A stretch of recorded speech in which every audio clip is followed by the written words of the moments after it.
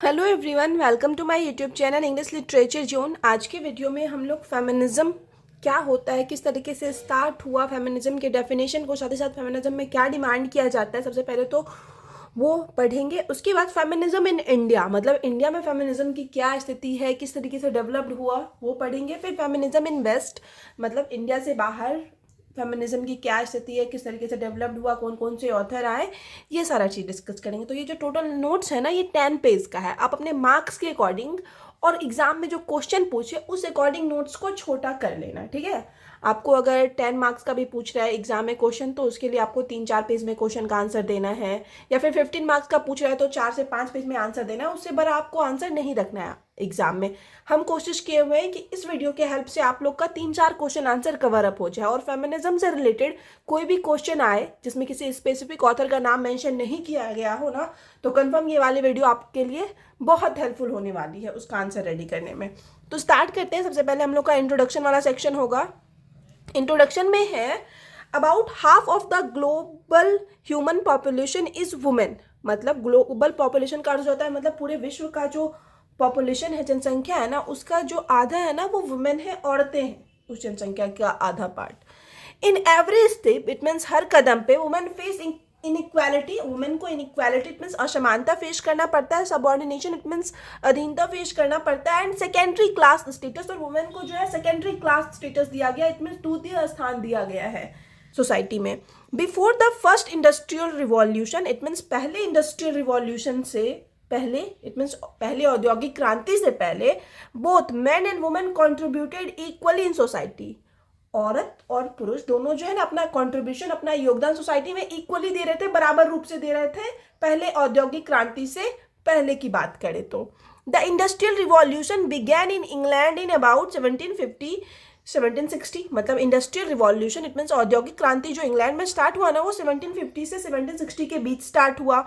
That lasted to sometimes between 1820 and 1840, और जो last हुआ इट मीन्स जो अंत तक चला 1840 से लेके 1820 के बीच तक चला इंडस्ट्रियल रिवॉल्यूशन, इट मीन्स औद्योगिक क्रांति।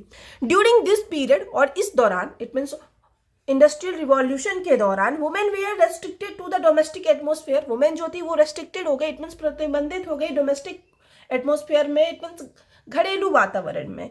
And man started to work in industry, और जो मैन थे वो इंडस्ट्रीज में, इट मीन्स वो बड़े बड़े कारखानों में काम करना स्टार्ट कर दिए। एज ए रिजल्ट, और इसी के परिणाम स्वरूप, women remain vulnerable socially, politically and economically. के इसी के परिणाम स्वरूप कि जो मेन थे, पुरुष थे, वो इंडस्ट्री में काम करना स्टार्ट किए, और औरतें जो है घर में रेस्ट्रिक्टेड रह गई। उसी वजह से जो औरतें हैं ना वो वनरेबल इट मीन शक्तिहीन हो गई, पावरलेस हो गई, कमजोर हो गई। सोशल रूप से इट मीन सामाजिक स्तर पे, राजनीतिक रूप से और आर्थिक स्तर पे, मतलब हर तरीके से जो है वुमेन वीक हो गई। Feminism is an ideology. Feminism जो है ना वो एक आइडियोलॉजी है, वो एक विचारधारा है। That demands as equal rights of man and women, जिसमें कि डिमांड किया जाता है, मांगा जाता है बराबर का अधिकार मैन और वुमेन के लिए। In term of politics, decision making, career and having children, मतलब पॉलिटिक्स के क्षेत्र में, राजनीतिक के क्षेत्र में, डिसीजन मेकिंग इट मीन्स कोई भी जब डिसीजन लेना हो, करियर के क्षेत्र में, या फिर कितने बच्चे प्रोड्यूस करने, इन सारे चीज़ों में ना मैन और वुमेन को ना इक्वल राइट्स मिले, इसी चीज़ का डिमांड फेमिनिज्म में किया जाता है।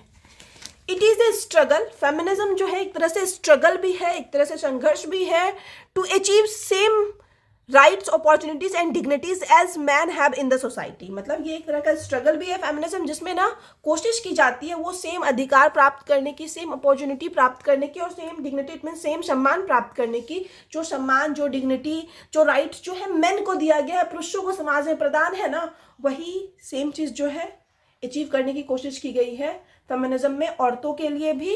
अब नेक्स्ट हम लोग का डेफिनेशन ऑफ फेमिनिज्म। फेमिनिज्म के डेफिनेशन को पढ़ लेते हैं। तो फेमिनिज्म से रिलेटेड कोई भी क्वेश्चन आए उसमें आपके फेमिनिज्म का डेफिनेशन तो कंफर्म मेंशन करना है। The term feminism come to use during 17th century, की ये जो टर्म है, ये जो शब्द है फेमिनिज्म, वो यूज में आया 17th सेंचुरी के दौरान। There is a no fixed definition of feminism and it has a variety of meaning and interpretation. मतलब फेमिनिज्म का कोई फिक्स्ड डेफिनेशन नहीं है, कोई निश्चित डेफिनेशन नहीं है, इसमें ना इसका अलग अलग मीनिंग है, ढेर सारा मीनिंग है। इन डिफरेंट फील्ड्स, अलग अलग फील्ड्स में, अलग अलग क्षेत्र में ऑफ लाइफ, जीवन के, define feminism according to their own social, political, religious and cultural perspective. It means अलग अलग फील्ड्स में लाइफ के फेमिनिज्म को जो डिफाइन किया गया है ना, वो अलग अलग आधार पे किया गया है। मतलब सोशल रूप से अलग आधार पे फेमिनिज्म का डेफिनेशन दिया गया है, पॉलिटिकली अलग आधार पे दिया गया है, रिलीजियस रूप से अलग आधार पे फेमिनिज्म का डेफिनेशन दिया गया है, और कल्चरल पर्सपेक्टिव से भी जो है फेमिनिज्म का डेफिनेशन जो है अलग तरह से दिया गया है। तो इस तरीके से फेमिनिज्म का ना ढेर सारा अलग अलग डेफिनेशन है अलग अलग फील्ड के लिए। इन शॉर्ट, लेकिन संक्षेप में, feminism is a movement. Feminism जो है एक तरह का मूवमेंट है, एक आंदोलन है टू एंड सेक्सिज्म, जिसमें ना सेक्सिज्म इट मीन्स लिंग भेद को एंड करने की बात कही जाती है, सेक्सिस्ट एक्सप्लॉयटेशन एंड ऑपरेशन, और सेक्सिस्ट इट मीन्स लिंग के आधार पर जो एक्सप्लॉयटेशन इट मीन्स शोषण किया जाता है, या ऑपरेशन इट मीन्स जो दबाव बनाया जाता है, दबाव डाला जाता है ना, उस चीज़ को खत्म करने की बात की गई है फेमिनिज्म में।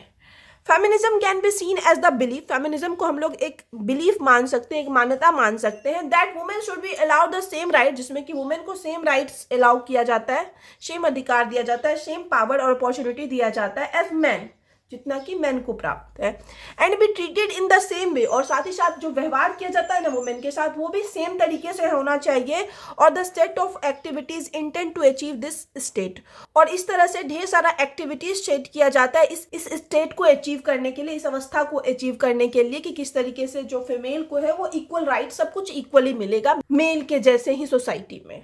एज ए सोशल मूवमेंट, एक सामाजिक मूवमेंट के रूप में, the main characteristic and demands of feminism include, जो मेन कैरेक्टरिस्टिक, मेन विशेषता या फिर मेन डिमांड किया जाता है, जो मेन मांग किया जाता है फेमिनिज्म में, उसमें शामिल है द राइट ऑफ एजुकेशन, शिक्षा का अधिकार मांगा गया है औरतों के लिए भी, equal pay in the work place, equal pay बोला गया है फीमेल के लिए भी, मतलब जितना मेल को सैलरी दी जाए वैसा ही salary it means qualification, education के आधार पर फीमेल को भी दी जाए। रिप्रोडक्टिव राइट्स, इट मीन्स जो रिप्रोडक्शन हो, फीमेल भी ये चीज़ जो है तय कर सके, इससे रिलेटेड डिसीजन ले सके।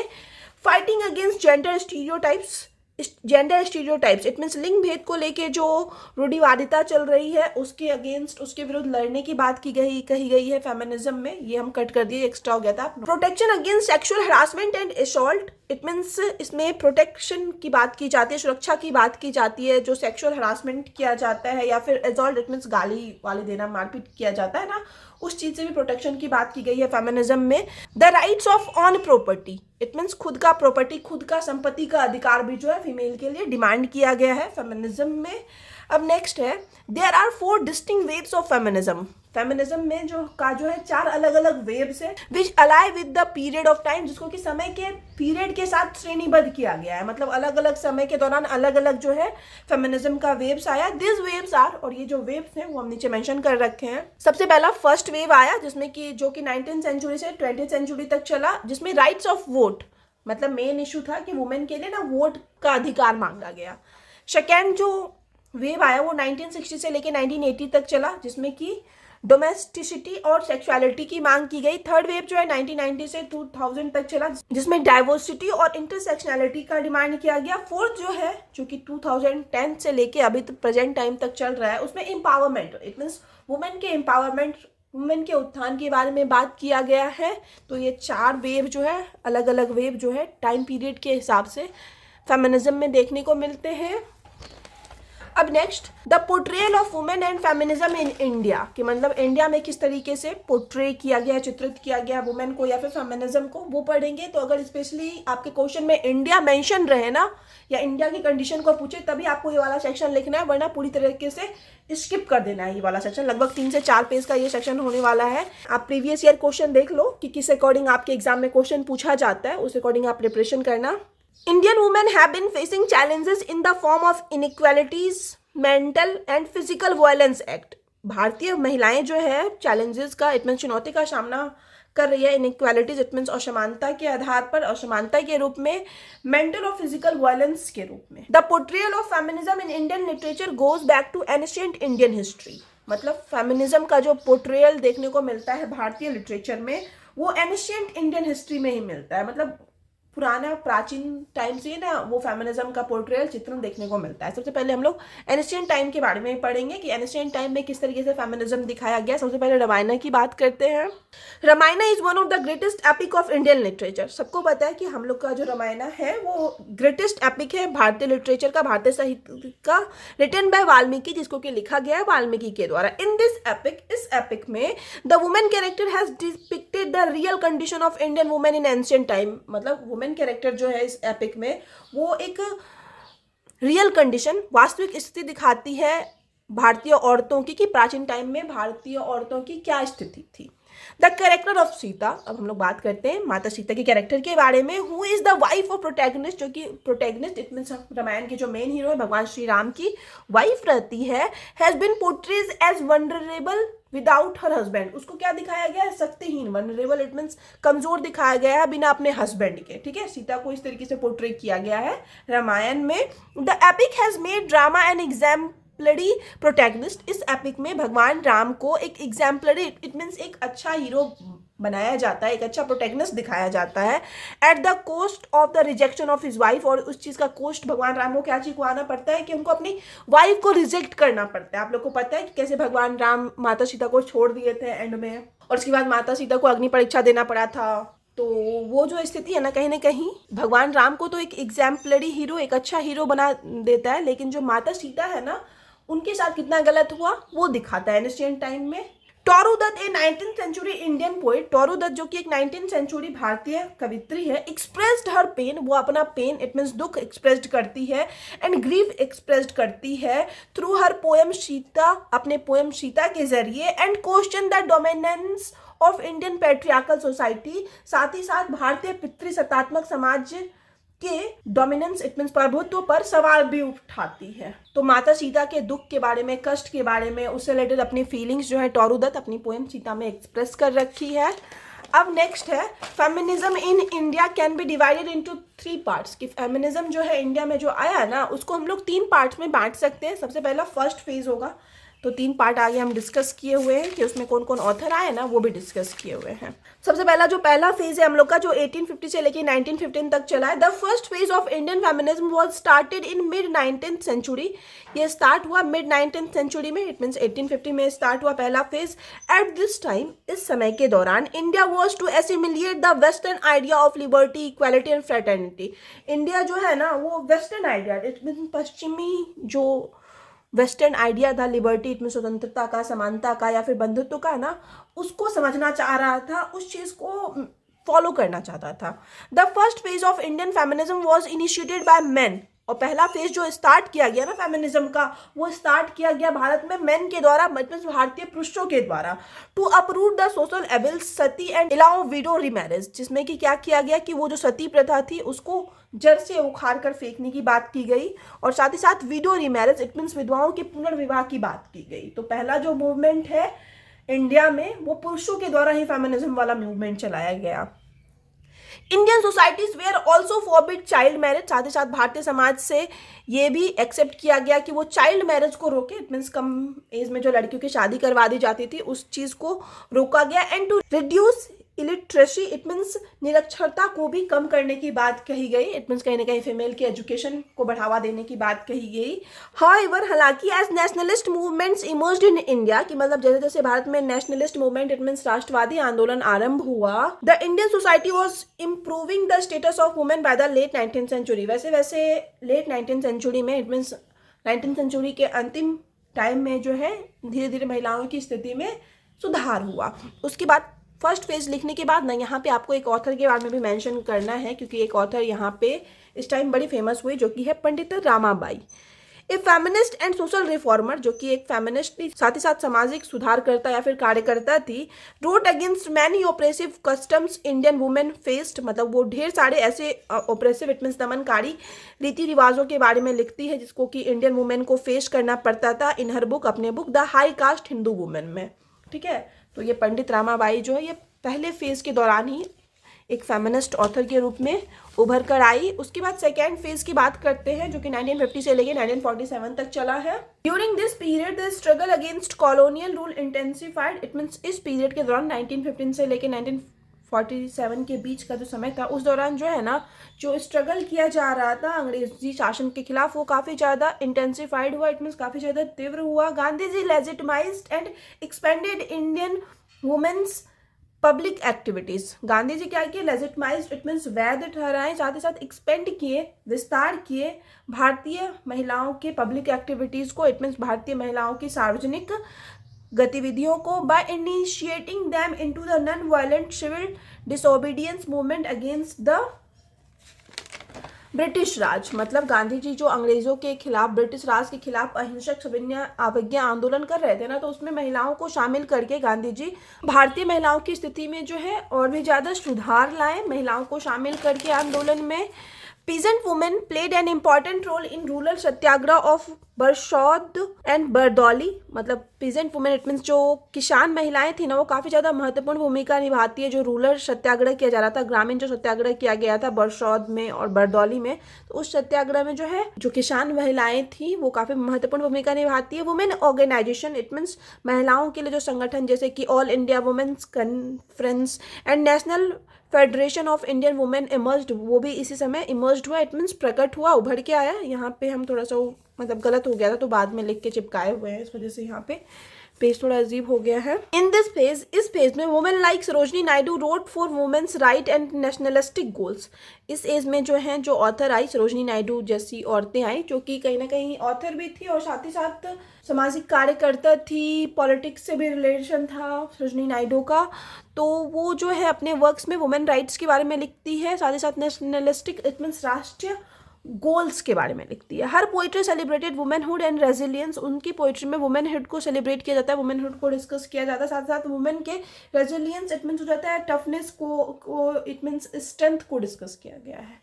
अब हम लोग नेक्स्ट थर्ड फेज के बारे में बात करेंगे, जो कि पोस्ट 1947 के बाद का पीरियड रहा है। Post independence Indian literature has portrait the condition of women in new dimension. It means post independence भारतीय लिटरेचर जो है ना, वो महिलाओं की स्थिति को जो है नए तरीके से चित्रित करता है।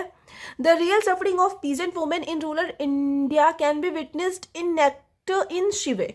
मतलब जो रियल सफरिंग है, इट मीन्स वास्तविक जो दुख है, कष्ट है पीजेंट वुमेन का, इट मीन्स किसान महिलाओं का ना रूरल इंडिया में, इट मीन्स ग्रामीण भारत में, वो हम लोग को देखने को मिलता है। नेक्टर इन शिवे एक नॉवेल है जिसको कि लिखा गया है कमला मार्कंडेय के द्वारा। तो कमला मार्कंडेय की जो नॉवेल है नेक्टर इन शिवे, तो उसमें भारत की जो ग्रामीण क्षेत्र की किसान महिलाएं हैं ना, उनकी स्थिति देखने को मिलती है। It is a story of A women. ये जो है कहानी है एक औरत की एंड हर हस्बैंड, और उसके हस्बैंड की, इन एन इंडियन विलेज, जो कि एक गांव में है, who were exploited by money lenders, जिनको कि एक्सप्लॉइट किया जाता है, जिनका कि शोषण किया जाता है मनी लैंडर्स के द्वारा। इट मीन जो पैसे देते हैं, जो साहूकार लोग होते हैं, उनके द्वारा। ऑन द अदर हैंड, वहीं दूसरी तरफ the author like Anita Desai की तरह जो ऑथर हैं इन हर नॉवेल, अपने novel voices in the city में and where shall we go this summer में, या फिर इनकम स्टडी भी जो है अनीता देसाई की काफ़ी फेमस नॉवेल है। तो ये तीनों नॉवेल को यहाँ पे आप मेंशन कर सकते हो। Stressed on freedom and highlights the problem and issue faced by women in male dominated society. तो अनीता देसाई जो है इन तीनों वर्क्स में, voices in the city, where shall we go this summer और इन कस्टडी में, जो है फ्रीडम पे स्ट्रेस डालती है, महिलाओं की आज़ादी के बारे में बात करती है, साथ ही साथ हाईलाइट करती है, उजागर करती है कि क्या क्या प्रॉब्लम या फिर इशू फेस करना पड़ता है वुमेन को इस मेल डोमिनेटेड सोसाइटी में। इट मीन्स ये पितृसत्तात्मक समाज में। इन पोस्ट इंडिपेंडेंस एरा में राइटर्स लाइक इस्मत चटेल इन हर वर्क लिहाफ, मतलब राइटर्स जो इस्मत चटेल राइटर है अपने वर्क लिहाफ में, टॉक्ड अबाउट फीमेल सेक्सुअलिटी, वो अपने वर्क लिहाफ में फीमेल सेक्सुअलिटी के बारे में बात करती हैं। जेंडर ऑपरेशन इट मीन्स लिंग के आधार पर जो दमन किया जाता है, शोषण किया जाता है, उसके बारे में बात करती हैं। एंड चैलेंजिंग सोसाइटल टैबूज, और साथ ही साथ चुनौती देती हैं जो सामाजिक जो रीति रिवाज हैं, जो कि कहीं ना कहीं महिलाओं के लिए सही नहीं है, तो उन सारी चीज़ को चैलेंज करती है। अमृता प्रीतम इन हर वर्क पिंजर, अमृता प्रीतम जो अपने वर्क पिंजर में talks about the trauma associated with partition, वो अपने वर्क पिंजर में पार्टीशन से रिलेटेड ट्रॉमा के बारे में बात करती है and its impact on women, और साथ ही साथ पार्टीशन का इट मीन्स इंडिया और पाकिस्तान जो अलग हुआ ना, उसका वुमेन पे क्या असर पड़ा ना, उस बारे में जो है अमृता प्रीतम अपने वर्क पिंजर में बात करती है। Mahasweta Devi advocates for the rights of tribal women, Mahasweta Devi जो है ट्राइबल वुमेन इट मीन्स जो जनजातीय महिलाएं होती हैं ना, उनके राइट्स के बारे में बात करती है, उनके अधिकारों के बारे में बात करती है। एंड मार्जिनलाइज्ड ग्रुप, और साथ ही साथ जो मार्जिनलाइज्ड ग्रुप है, इट मीन्स ऐसे समूह जिन पे ध्यान नहीं दिया जाता है, उनके बारे में बात करती है through her work such as, अपने वर्क जैसे कि बेदा नवाला में एंड ब्रेस्ट स्टोरीज में। अब नेक्स्ट हम लोग जो है depiction of women in 21st century, मतलब 21st सेंचुरी में 21वीं सदी में महिलाओं की क्या स्थिति है उसके बारे में पढ़ेंगे। Indian society has been going through several changes, मतलब भारतीय समाज में जो है बहुत सारा चेंजेस आया है, बहुत सारा बदलाव से गुजरा है Bharatiya Samaj. In the establishing and identity for women, women के लिए आइडेंटिटी स्टेब्लिश करने में, वुमेन को पहचान दिलाने में जो है भारतीय समाज जो है 21st सेंचुरी तक बहुत सारे चेंजेस से गुजरा है। ऑथर्स लाइक, ऑथर जैसे कि शशि देश पांडे, उनका जो फेमस वर्क है the binding vines, Shobha De जिनका कि सेकेंड थॉट, झुम्पा लहरी जिनका कि the namesake, and the Bharati Mukherjee इनका ये फेमस वर्क है डिजायरेबल डॉटर। ये सारा जो है ना फेमिनिज्म पे बेस्ड वर्क है, इस वजह से इनको साइड में हम मेंशन कर दिए हैं। Highlights the experience of the women, ये सारा वर्क जो है वुमेन के एक्सपीरियंस को हाईलाइट करता है, अनुभवों को हाईलाइट करता है। ऑफ द इंडिया, इंडिया के, with question around identity needs and belonging, साथ ही साथ वुमेन के नीड्स को लेकर, इट मीन्स वुमेन की आवश्यकताओं को लेकर, आइडेंटिटी इट मीन्स पहचान को लेकर, और बिलोंगिंग इट मीन्स हो जाता है वुमेन के अधिकार या फिर वुमेन के संपत्ति को लेकर ना क्वेश्चन राइज किया गया इन सारे ऑथर्स के वर्क में। अब यहाँ पे हम लोग का फेमिनिज्म इन इंडिया वाला सेक्शन खत्म हो गया। Next development of feminism in west, मतलब इंडिया के बाहर जो फेमिनिज्म का क्या कंडीशन था ना, और कौन कौन से ऑथर आए, अब उस चीज़ के बारे में पढ़ेंगे। तो स्पेशली अगर वेस्ट से रिलेटेड क्वेश्चन पूछे तभी ये वाला सेक्शन लिखना है, मतलब स्टार्टिंग से इंट्रोडक्शन वाला सेक्शन से 1-2 पेज लिखोगे, उसके बाद सीधे इधर आ जाओगे अगर आप फेमिनिज्म इन वेस्ट के बारे में लिख रहे हो तो स्टार्ट करते हैं ये वाला section. The evolution of the feminist movement in the west literature as follows, मतलब वेस्ट के लिटरेचर में जो फेमिनिस्ट मूवमेंट में इवोल्यूशन आया, विकास आया, वो इस तरह से है। पहला है, सबसे पहले फर्स्ट वेव जो है, feminism mainly concern with the treatment of women in the mail dominated society, मतलब पहला जो वेव आया ना उसमें मेनली इस चीज़ के बारे में डिस्कस किया गया था कि मेल डोमिनेटेड सोसाइटी में, पितृसत्तात्मक समाज में कैसा बिहेव किया जाता है, किस तरीके से ट्रीट किया जाता है महिलाओं को। The major works which raise the issue of feminism during this phase are, और जो प्रमुख वर्क जो कि फेमिनिज्म वाले इशू के बारे में डिस्कस करता है, मैरी एलमंस का thinking about women, cat millet का सेक्सुअल पॉलिटिक्स पे तो हम वीडियो भी अपलोड कर रखे हैं एक अलग से, तो आप चाहो तो वो देख सकते हो, एंड जर्मन ग्रियर्स का द फीमेल यूनिक। तो ये तीनों जो वर्क है फर्स्ट वेव फेमिनिज्म का काफ़ी इंपॉर्टेंट वर्क है। Many important work of the mail writers, और भी ढेर सारे इंपॉर्टेंट वर्क्स हैं जो कि मेल राइटर्स के द्वारा लिखा गया है, have been studied in order to analyse the attitude of male towards women in society. महिलाओं को लेकर और समाज को लेकर मेल का, पुरुषों का क्या एटीट्यूड था, क्या रवैया था, उस चीज़ को समझने के लिए ना ढेर सारे मेल्स ऑथर भी जो है वर्क लिख रखे हैं। सेकेंड वेव, अब दूसरे वेव के बारे में बात करते हैं, is concern with women writing, वो संबंधित है वुमेन राइटिंग से, इंक्लूड इसमें कि शामिल है एलन मोर्स का literary women, Elaine Showalter का a literature of their own, Nina Baym का women fiction. Elaine Showalter's a literature of their own published in 1970, Elaine Showalter की जो लिटरेचर ऑफ देयर ऑन है उसको publish करवाया गया 1970 में। She propose 3 stages in the history of women's writing, वो women writing के इतिहास में ना 3 स्टेज बताती है कि किस तरीके से जो 3 स्टेज आया वुमेन राइटिंग के इतिहास में।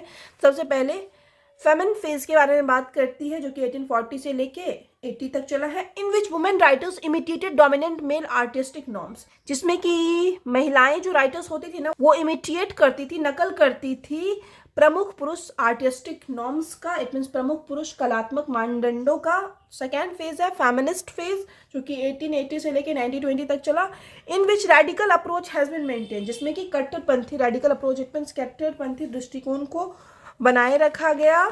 उसके बाद थर्ड जो फेज आता है वो आता है फीमेल फेज जो कि 1920 से लेके onwards it means I continue चला है, which primary focused on female writing, जिसमें कि मेनली फीमेल राइटिंग पे फोकस्ड किया गया, एंड फीमेल एक्सपीरियंसेस, साथ ही साथ महिलाओं के एक्सपीरियंस अनुभवों पे भी फोकस किया गया।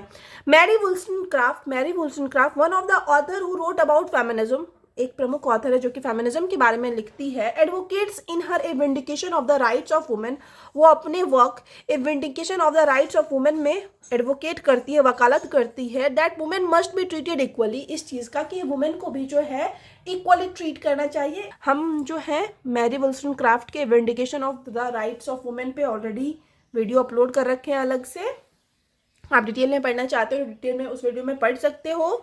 सी attacks male thinkers and scholar, और कुछ जो स्कॉलर हैं, विद्वान हैं, जैसे कि रूशो पे वो अटैक करती है, हु आर्ग्यूड दैट, जिनका कि मानना था कि women did not need education, कि वुमेन को एजुकेशन की ज़रूरत नहीं है, आवश्यकता नहीं है। तो इस तरीके के थिंकर्स या स्कॉलर्स के थॉट पे भी जो है मैरी वोllstonecraft अटैक करती है, उनको क्रिटिसाइज करती है। अमेरिकन एक्टिविस्ट, अमेरिकन कार्यकर्ता Margaret Fuller, one of the famous female writers, जो कि काफ़ी फेमस फीमेल राइटर है ऑफ द 19th सेंचुरी की, इन हर अपने वुमेन इन 19th सेंचुरी में बिलीव दैट, वो ऐसा मानती है कि education is the means of emancipation for women, कि एजुकेशन ही जो साधन है जिसके जरिए जो है वुमेन को इमेंसिपेशन मिल सकता है, इट मीन्स मुक्ति मिल सकता है। महिलाओं की मुक्ति का एकमात्र साधन एजुकेशन को, शिक्षा को बताती है मार्गरेट फुलर अपने work women in 19th century में। While in the 20th century, जबकि 20th सेंचुरी में, इट मीन्स 20वीं सदी में, Virginia Woolf a modernist and female Victorian author, Virginia Woolf जो कि आधुनिक फीमेल विक्टोरियन पीरियड की ऑथर है, explored gender relation in her a room of one's own and 3 Guineas, मतलब अपने work a room of one's own और 3 Guinness में Virginia Woolf जो है जेंडर रिलेशन के बारे में बात करती है। सी रिमार्क्स, वो टिप्पणी देती हैं, A woman must have money and a room of her own if she to write fiction. It means Virginia उनका कहना है कि एक वुमेन के पास जो है पैसा होना चाहिए, इट मीन्स वो फाइनेंशियली इंडिपेंडेंट होनी चाहिए और उनके पास एक खुद का रूम होना चाहिए अगर वो फिक्शन लिखना चाहती हो या फिक्शन लिखती हो, इट मीन्स वो अगर ऑथर हो तो। She advocates for the liberation of women, financially independence, वो liberation of women, it means महिलाओं की मुक्ति के बारे में बात करती है, उस चीज़ की वकालत करती है जिसमें कि mainly financial independence, it means आर्थिक रूप से स्वतंत्र होने की बात करती है महिलाओं की। And writes to reveal feelings and experience through words, साथ ही साथ वो कहती हैं कि महिलाओं को अधिकार होना चाहिए कि वर्ड्स में, वो शब्दों में अपने फीलिंग्स को और अपने एक्सपीरियंस को एक्सप्रेस कर सके।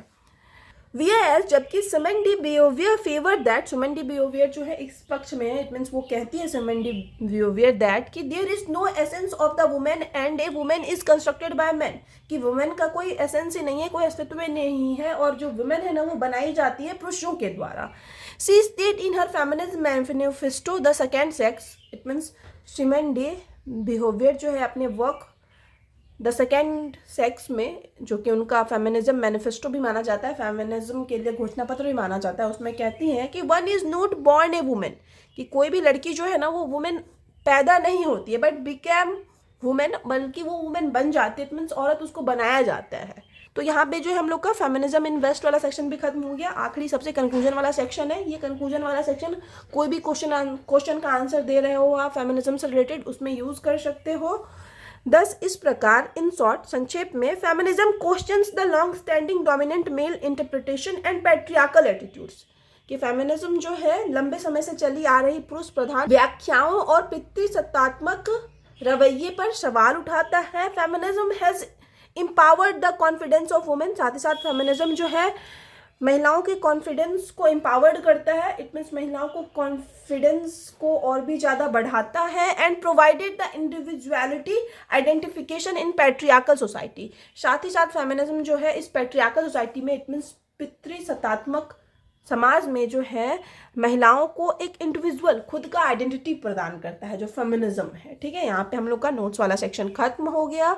वीडियो अगर आपको अच्छा लगा, आपके लिए हेल्पफुल है, तो आप लोग वीडियो को लाइक करना, चैनल को सब्सक्राइब करना और कमेंट करके बताना आपको वीडियो कैसा लगा। आपको पीडीएफ चाहिए तो आपको पता होगा कि 1 मई 2024 से सारे टॉपिक का पीडीएफ पेड है। एक टॉपिक के पीडीएफ का प्राइस 30 रुपीज़ है, तो ये फेमिनिज्म वाला टॉपिक का पीडीएफ भी जो है आपको 30 रुपीज़ पेड करने पे मिल जाएगा।